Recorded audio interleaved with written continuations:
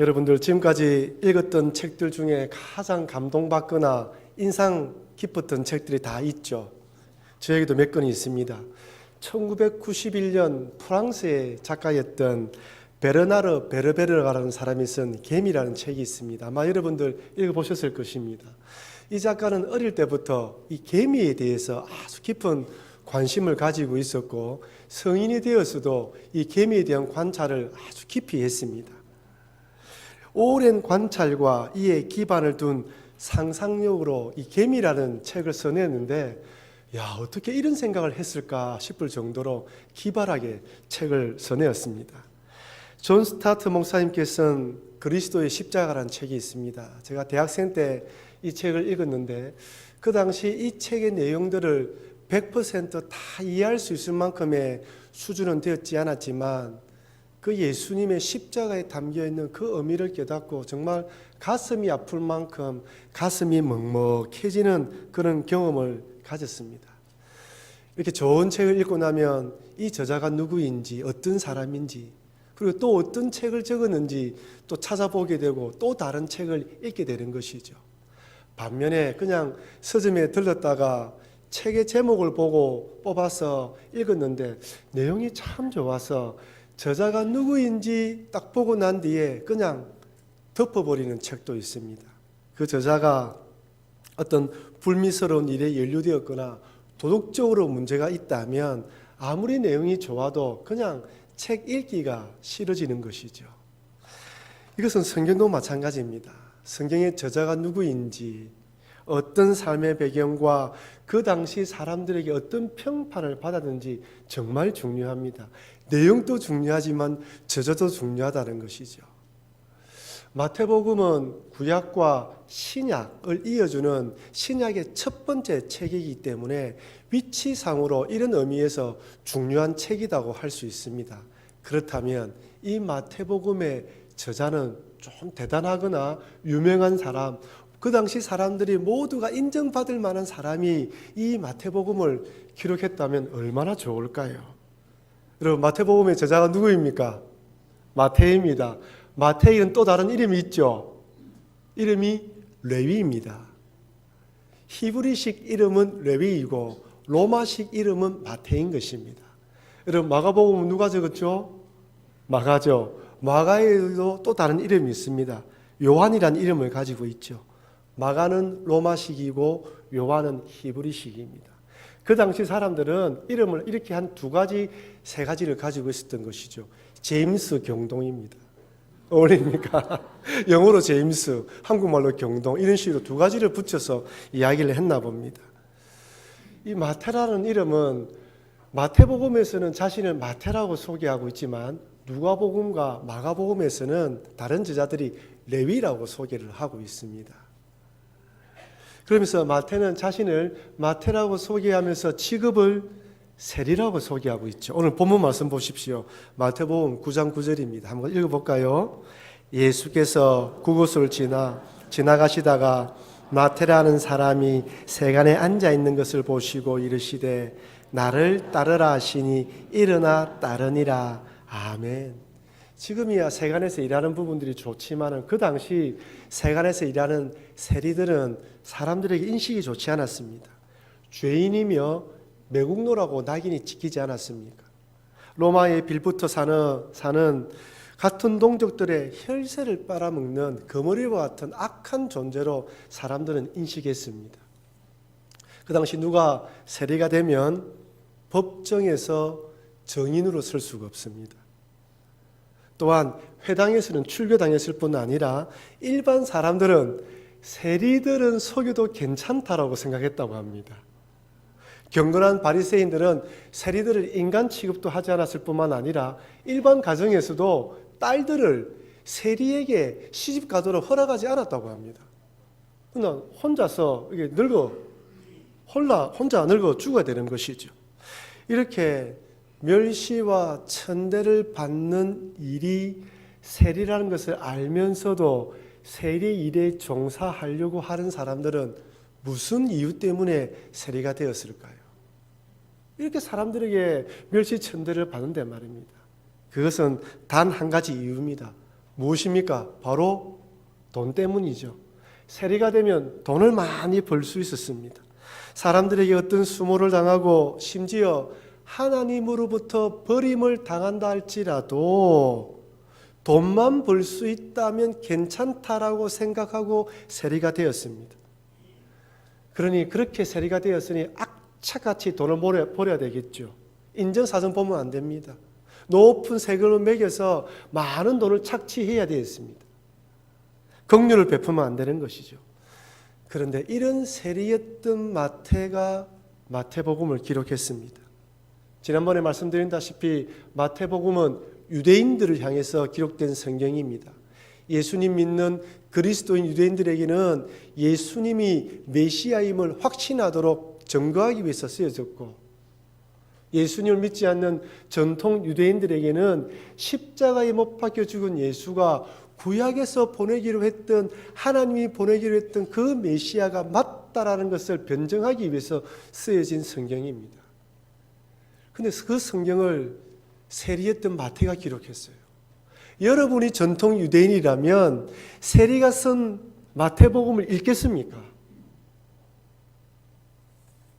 아마 마태복음을 읽었던 사람들 중에서 누구인지 모르고 읽다가 이 마태가 세리라고 하는 사람들은 읽다가 덮었을 수도 있었을 것입니다. 그렇다면 하나님께서는 분명히 유대인들이 세리라는 직업을 죄인으로 취급한다는 것을 아셨음에도 불구하고 왜 마태를 통하여서 마태복음을 기록하게 했을까요? 차라리 회심한 그리스도인 유대인들 중에서 제사장이나 서기관이나 바리새인들 중에서 한 명을 선정하여 마태복음을, 이 복음서를 기록했다면 유대인들이 더 잘 받아들이지 않았겠습니까? 여러분 그런 생각 안 드십니까? 왜 그랬을까요? 그것은 고정관념과 편견을 내려놓지 않으면 구원받을 수 없다는 사실을 가르치기 위함입니다. 하나님께서는 모든 사람들이 구원받기 원하십니다. 그러나 구원의 길은 오직 한 길, 예수님 믿는 방법밖에 없습니다. 요한복음 14장 6절 말씀 같이 한번 읽어볼까요? 예수께서 이르시되 내가 곧 길이요 진리요 생명이니 나로 말미암지 않고는 아버지께로 올 자가 없느니라. 아멘. 하나님 아버지께로 갈 수 있는 길은 오직 한 길, 예수님밖에 없습니다. 그러나 세상 사람들은 예수님 외에도 다른 종교, 다른 곳에서도 얼마든지 하나님께로 가는 길이 있다, 천국으로 가는 길이 있다, 천당으로 가는 길이 있다라고 이야기를 합니다. 하지만 성경은 오직 한 길, 예수님밖에 없다고 말씀하십니다. 여러분이 마음의 평안을 찾고 다른 복을 구하기 위해서는 다른 종교로 가시면 됩니다. 그러나 천국으로 가시기 위해서는 오직 예수님밖에 없습니다. 예수님을 구주로 받아들이기 위해서는 내 편견과 선입견과 고정관념과 인간적인 생각을 내려놓지 않으면 예수님을 구주로 믿을 수가 없습니다. 죄송하지만 이 자리에 앉아 계신 분들 중에서 교회를 다닌다고 다 예수를 믿는 것은 아닙니다. 내 개인적으로, 내 고백으로, 내 신앙으로 예수님이 하나님의 아들임을 고백해야지만 천국에 들어갈 수 있습니다. 유대인들은 예수님을, 나사렛 목수의 아들 예수님을 하나님의 아들로 인정하지 않았습니다. 그들에게는 정치적인 메시아, 죄를 속하는 메시아가 아닌 로마에서 우리를 해방시켜 주실 그런 독립투사적인 메시아를 기다리고 있었어요. 그 사고관을 내려놓지 않으면, 그리고 또한 나사렛 목수의 아들이 어떻게 메시아가 될 수 있어라는 편견을 벗어버리지 않으면 예수님을 하나님의 아들로 받아들일 수가 없었습니다. 그러기에 하나님께서는 예수님을 믿기 위해서는 먼저 세리였던 마태가 쓴 이 복음서를 먼저 읽어야 되는 거예요. 세리라는 그 선입견을 벗어 던지고 마태복음을 읽어야 나사렛 출신의 목수의 아들인 예수님을 하나님의 아들로 받아들일 수가 있는 것입니다. 제가 지난주에 설교하면서 전도는 설득이 아니라 선포라고 말씀드렸습니다. 이것은 성경도 마찬가지입니다. 하나님께서는 성경을 읽는 독자들에게 결단과 선택을 요구하십니다. 하나님께서는 목사의 설교를 듣는 성도들에게 이 말씀을 듣고 따르든지 따르지 않든지 양자택일하기를 원하시는 것이죠. 간혹 성도님들 가운데 말씀을 듣고 말씀을 읽을 때 마음속에 갈등이 일어난다고 말씀하시는 분들이 있습니다. 왜 그렇습니까? 세상 방법과 하나님 말씀 사이의 싸움이죠. 갈등이죠. 영적 전쟁이죠. 하나님께서는 우리들에게 늘 선택을 요구합니다. 결단하라는 것이죠. 이 세상의 지식대로 내 경험대로 살아가든지 하나님 말씀대로 따라 살아가든지 둘 중에 하나를 선택하라고 늘 우리에게 요구하시는 것입니다. 이 양자택일의 선택은 오늘 마태를 부르시는 모습에서도 찾아볼 수 있어요. 우리 방금 읽었지만 마태복음 9장 9절에 보십시오. 예수께서 그곳을 떠나 지나가시다가 마태라는 사람이 세간에 앉아 있는 것을 보시고 이르시되 나를 따르라 하시니 일어나 따르니라. 예수님께서는 마태를 부르시기 전에 먼저 중풍병자를 고치시면서 병을 고쳐주시면서 제사하는 근세가 있다는 것을 증명해 보이셨어요. 그리고 이어서 마태를 부르시면서 예수님께서는 죄인을 부르시러 오셨다라는 것을 또 우리에게 가르쳐 주십니다. 예수님의 부름을 받던 그날 또 마태는 여러 날로 다름없이 세간에 앉아서 열심히 돈을 벌고 있었습니다. 아마 세간에서 마태에게 돈을 내고 가는 사람들 중에서는 못마땅한 눈빛으로 쳐다보고 돌아서면서 욕을 하고 가는 사람도 있었을 것입니다. 하지만 마태는 들어도 못 들은 척, 보고도 못 본 척 하면서 그저 자기 호주머니에 들어오는 돈에 관심을 가지고 있었던 것이죠. 이때 불현듯 예수님께서 등장하십니다. 그러면서 다짜고짜 한마디 말씀하시죠. 나를 따르라. 이전 성경 한글 개역 성경에서는 나를 쫓으라고 되어 있습니다. 이 말은 헬라어로 아쿨루테인데 명령형으로 함께 같은 길에 있다, 동행하다, 동고동락하다라는 뜻입니다. 예수님께서 마태에게 명령하시는데 나와 동고동락하자, 같은 길을 가자라고 명령하셨습니다. 그 어떤 설명도 설득도 있지 않아요. 그냥 명령하신 것입니다. 그런데 놀라운 것은 마태가 순종했다는 것이죠. 여러분 이해가 되지 않지 않습니까? 이전에 마태가 예수님을 만났다는 기록이 없습니다. 아마 예수님에 대해서 들은 소문이 있었을 것입니다.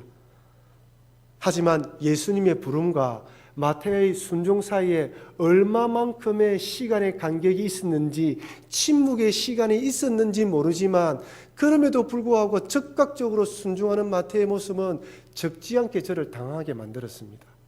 왜냐하면 이런 인생의 중차대한 결정은 좀 더 생각하고 한 번 더 돌이켜보고 또 생각하고 결정해야 되지 않습니까? 너무 충동적이고 너무 감정적으로 선택한 것은 아닌가라는 생각이 들었기 때문입니다. 그렇다면 여러분 마태는 어떻게 이렇게 즉각적으로 순종할 수 있었을까요? 여러분이 그 세간에 앉아있는 마태라면 예수님께서 오늘 이 시간에 여러분에게 여러분이 있는 그 자리에서 떠나 나를 따르라고 이야기를 한다면 정말 마태처럼 즉시로 순종할 수 있겠습니까? 마태는 우리가 알지 못하는 고민이 있었나 봅니다. 그것은 무엇입니까? 채우고 채워도 채워지지 않는 영적 갈증에 대한 고민이었습니다. 하나님 버리고 사람들에게서 따돌림을 당해도 돈만 벌면 만족함이 찾아오고 즐거움이 찾아올 것이라 생각했는데 오히려 허전함이 더해진 것이죠. 이 허전함은 공허함으로 발전되어지면서 호주머니에 돈이 들어오면 들어올수록 더 영적 갈증만 심해지게 된 것입니다. 자신의 목적이 이것이었는데 그것을 이루었음에도 불구하고 채워지지 않는 영적 갈증. 여러분 혹시 이런 영적 갈증을 느껴보셨습니까? 내가 소망한 것들, 세상의 것들이 이것만 이루어지면 된다고 생각했는데 그것을 이루었음에도 불구하고 그 허전함들, 소위 성공한 연예인이나 유명한 이런 스포츠 스타들 중에서 약물이나 마약 또는 도박 중독 같은 것에 빠져서 이 매스컴에 오르내리락 하지 않습니까? 잊을만 하면 한 번씩 떠오릅니다. 여러분, 그들이 그렇게 하면 들키지 않을 것이라 생각했을까요? 그렇게 들키면 한순간에 쌓아올렸던 그 성공이 몰락한다는 것을 몰랐을까요? 다 알고 있습니다. 그럼에도 왜 그렇게 쫓아갈까요? 그것은 인기를 유지해야 한다는 중압감, 스트레스, 그리고 수많은 사람들의 박수갈채 뒤에 찾아오는 그 허무함과 외로움을 달랠 길 없어서 하지 않으면 안 된다는 것을, 하면 안 된다는 것을 알면서도 그렇게 유혹에 넘어가게 된 것입니다. 여러분, 우리 인간들이 잘 망각하는 것이 하나가 무엇이냐면, 우리는 영적으로 채워져야 만족해진다는 사실을 잘 잊어버리는 것 같습니다. 눈에 보이는 것으로 만족해지고 또한 즐거움을 누릴 수 있는 존재가 우리 인간이 아닙니다. 우리 인간은 영적 존재입니다. 오히려 출세, 성공, 인기, 명예, 물질이 채워지면 만족해지는 것이 아니라 더 허전하도록 만들어져 있는 것이 우리 인간입니다. 왜냐하면 하나님께서 태초에 우리 인간을 창조하실 때 하나님으로만 만족하도록 설계되어져 있기 때문입니다. 우리가 잊어서 그렇지, 우리가 몰라서 그렇지, 하나님으로만 만족하고 기쁨을 누리도록 우리가 만들어져 있다는 것입니다.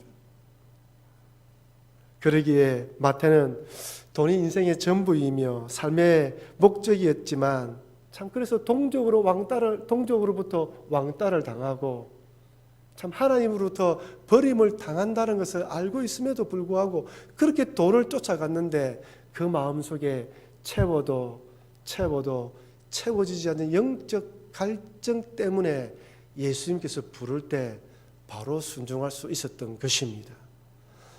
여러분, 죄송하지만 여러분들이 세상 살아가면서 세상에 대한 실망이 많아져야 합니다. 여러분이 가지고 있는 물질, 집이 여러 가지 것들로 인해서 실망을 더 많이 해야 됩니다. 그래야 오직 예수님만 쫓아갈 수 있습니다. 영적 갈증이 없으면 영적 갈증을 채워주시는 하나님으로 결코 만족할 수 없습니다. 여러분, 영적으로 갈증이 심하십니까? 예수님을 찾으십시오. 하나님께 더 가까이 달려가시기를 바랍니다. 마태가 이렇게 예수님의 부르심에 순종하기 위해서는 두 가지를 결단해야 됩니다. 첫 번째는 한번 읽어볼까요? 버림과 내려놓음이 있어야 합니다.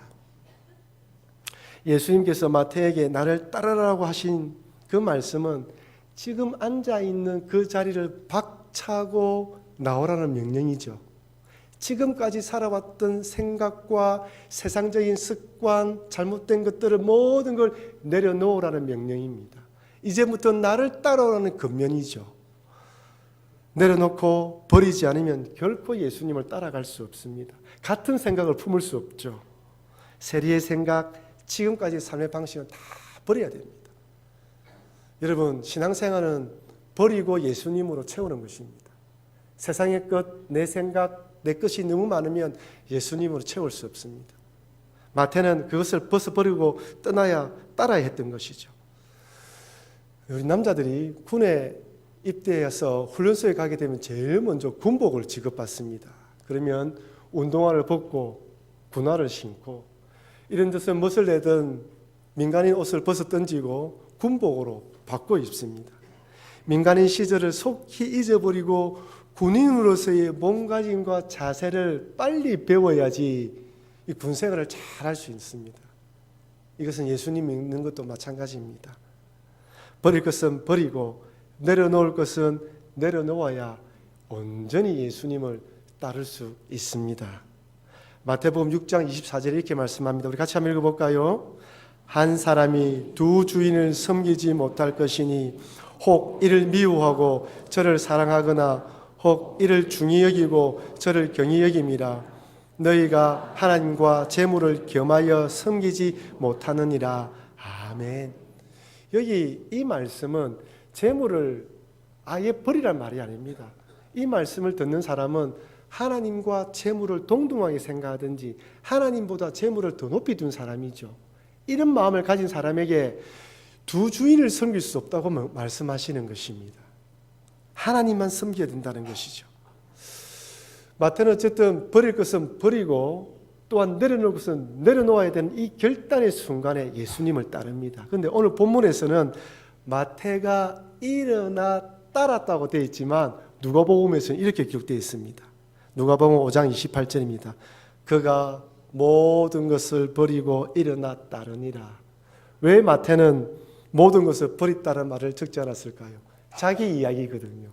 자기 이야기 적기가 좀 쑥스러웠나 봅니다. 하는데 하지만 같은 제자였던 누가가 보니까 정말 마태는 다 버리고 쫓아온 거예요. 그때 한순간 버린 것이 아니라 3년 동안 물론 예수님을 배반하기는 했지만 그러나 마태는 다 버리고 떠났다는 것을 그 다른 제자가 증언해 주고 있습니다. 여러분, 신앙은 내가 신앙을 증명하는 게 아닙니다. 신앙은 내 옆에 함께 신앙생활하는 사람들이 증명해 주는 거예요. 옆에 사람이 저 사람이 진짜 신앙이다라는 평가를 받아야 되는 것이죠. 여러분과 저와 우리가 신앙생활하면서 이런 평가를 우리 주변 사람들이 받으시는 축복을 누리시길 바랍니다. 마태는 세리의 신분도 돈을 많이 벌 수 있는 혜택도 이전의 삶의 방식도 다 버렸습니다. 예수님을 따르기 위해서 버렸던 것은 다 버렸던 것이죠.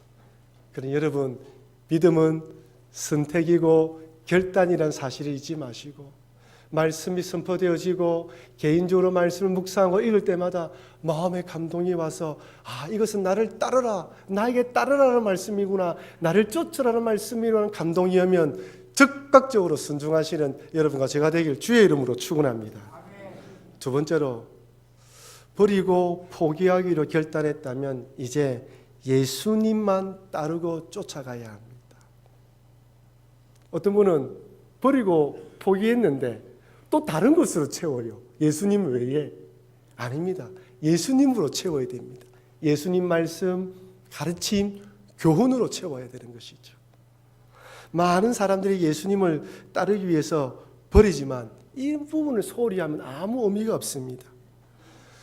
또한 아울러 예수님을 따라가는 길은 쉽고 평탄하고 넓은 길이 아닙니다. 많은 사람들이 달려가는 길이 아니죠. 문은 작고 길은 협착합니다. 고난이 있을 수 있고 힘듦과 어려움이 있을 수 있습니다. 제자들 한번 보십시오. 예수님을 따라갔는데 때로는 배가 고파서 이삭길을 걸어가면서 이삭을 잘라 먹어야 했습니다. 얼마나 많은 사람들이 예수님께 몰려온지 몰라요. 그 사람들을 돕고 수종 드느라고 때로는 잠도 제대로 자지 못하고 제대로 먹지 못했습니다. 여러분, 오병이어 기적을 한번 생각해 보십시오. 남자만 5,000명이었다. 아이들과 여자를 포함해서 15,000명에서 2만 명으로 생각합니다. 우리 2만 명으로 생각하고 한번 생각해 보십시오.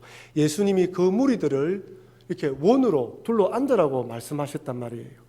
여러분, 30명씩 원을 만들어서 앉았다고 한다면 최소한 666개의 원이 나옵니다.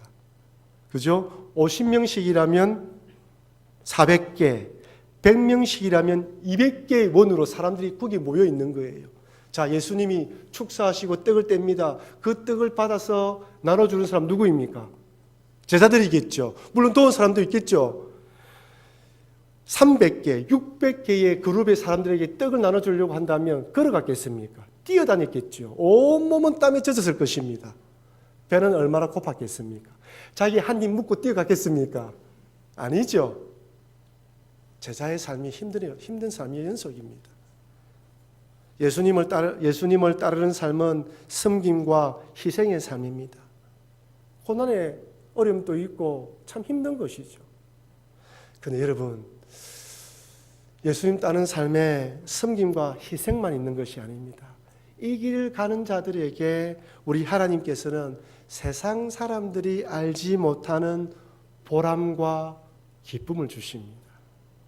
비록 제대로 먹지도 쉬지도 못했지만 예수님으로 배부르고 병고침 받고 예수님 말씀으로 기쁨과 소망을 가지고 돌아가는 사람들의 모습을 보면서 얼마나 기뻤겠습니까? 나는 배고프지만 그들이 기뻐하고 그들이 즐거워하니까 얼마나 기뻤겠습니까? 여러분, 목장에서 우리 교인 함께 신앙생활 하다가 그렇잖아요. 옆에 분이 어려움 가운데 말씀으로 힘을 얻으면 덩달아 기쁘지 않습니까? 같은 것입니다. 세리했던 마태는 이전에 한 번도 느껴보지 못했던 영적 기쁨을 누렸을 것입니다. 돈만 벌기 위해서 쫓아다녔는데 지금은 돈은 벌지 못하지만 자기로 인해서 다른 사람들이 힘을 얻고 소망을 가지고 살아가는 모습 속에서 영적 기쁨이 밀려왔겠지요. 이것이 바로 예수님 따르는 자들에게 주시는 영적 기쁨과 봉사입니다. 아니, 이뿐 아닙니다.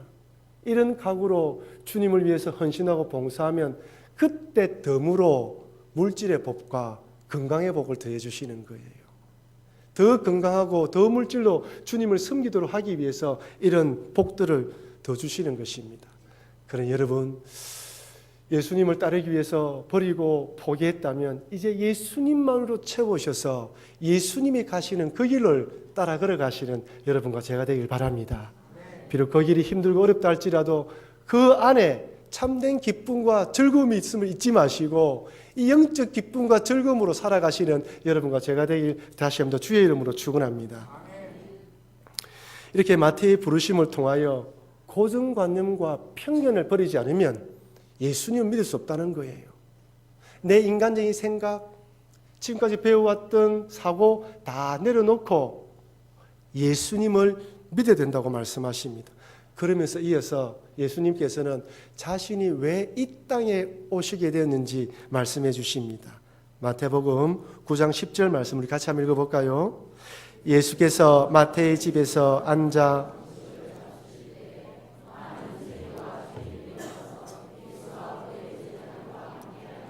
앉았더니 저는 이 구절을 읽으면서 이 죄인이라는 단어에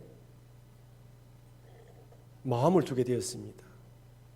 마태, 자신도 죄인이라고 인정되었던 마태가 죄인이라고 기록될 정도였다면 이 사람들은 모든 사람들에게 죄인으로 인정받는 사람입니다.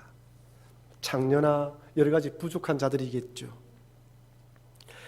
분명히 죄인인데 예수님도 알고 있고 모든 사람들도 알고 있는 죄인인데 예수님이 이들과 함께 식사를 하고 있습니다. 그렇다면 여러분, 과연 우리 세상에 보통 사람들이 생각하는 죄인은 누구입니까? 하나님이 보는, 하나님이 생각하는 죄인은 세상이 말하는 죄인과 같습니까? 다를까요?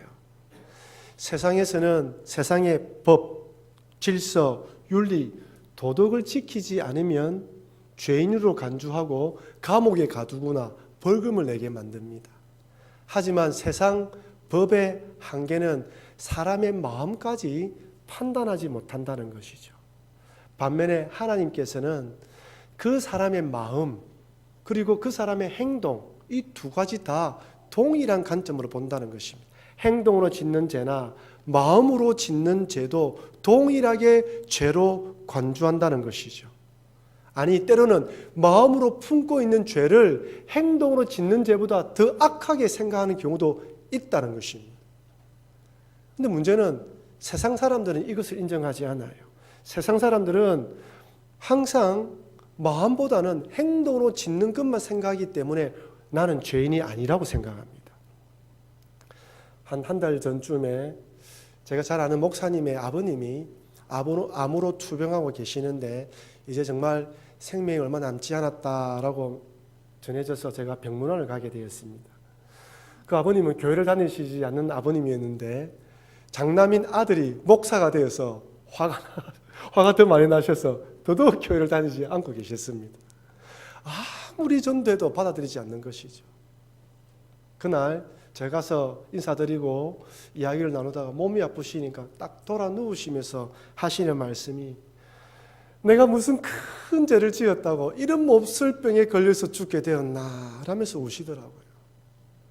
아버님 생각에는 나는 감옥에 갈 만큼 그런 살인죄나 도둑질이나 강도짓을 하지 않았는데 내가 무슨 죄를 지었다고 이런 병에 걸렸나라고 생각하시는 겁니다. 여러분, 이것이 보통 사람들의 생각입니다. 보통 사람들은 행동으로 짓지 않는 것은, 마음으로 품는 것은 죄가 아니라고 생각하죠. 하지만 하나님은 다르십니다. 그 마음에 품고 있는 악함, 미움, 질투, 시기 죄라고 이야기하십니다. 그 죄가 얼마나 흉측한지 하나님의 아들 예수님이 십자가에 달려 속죄하지 않으면 안 되는 흉악한 죄라고 말씀하십니다. 아니, 하나님을 하나님으로 믿지 않는 것, 그것은 반역죄에 해당합니다. 그래서 이런 죄인들을 위해서 예수님이 이 땅에 오셨다고 말씀하십니다. 단 내가 죄인이라고 인정해야지만 예수님을 구세주로 믿을 수 있는 것이죠. 혹시 여러분들 가운데에 나는 죄인이 아니다라고 생각하시는 분은 죄송하지만 여러분은, 그런 분은 하나님의 백성이 아닙니다. 여기 계신 여러분들은, 예수님을 구주로 믿는 우리 모두는 다 죄인이다라고 생각하기 때문에 이 자리에 와서 예수님의 은혜에 감사하고 하나님을 믿고 있는 것입니다. 사랑하는 성도 여러분, 예수님께서는 죄인들을 위해서 이 땅에 오셨다라고 말씀하시면서 이 바리새인들의 대답에 마태복음 9장 13절에 이렇게 말씀합니다. 우리 같이 한번 읽어볼까요? 마태복음 9장 13절입니다. 너희는 가서 내가 긍휼을 원하고 제사를 원하지 아니하노라 하신 뜻이 무엇인지 배우라. 나는 의인을 부르러 온 것이 아니요 죄인을 부르러 왔노라 하시니라. 아멘. 죄인을 부르러 오셨다. 나와 나 같은 죄인을 부르러 구원하러 오신 예수님, 그 예수님이 나를 위해 오셨다라고 말씀하십니다. 사랑하는 성도 여러분, 하나님께서 마태를 유대인들을 위한 복음서의 저자로 세우신 이유는 모든 고정관념과 편견을 버리지 않으면 구원받을 수 없음을 보여주시기 위함입니다.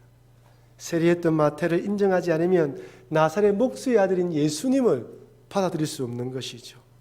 그래서 믿음은 선택이며 결단이란 사실을 잊지 마시고, 예수님께서 나를 따르라는 명령에 즉각적으로 순종한 마태처럼 살아가시다가 말씀이 선포되어지고 감동이 올 때 그 말씀에 즉각적으로 순종하시는 여러분과 제가 되길 바랍니다.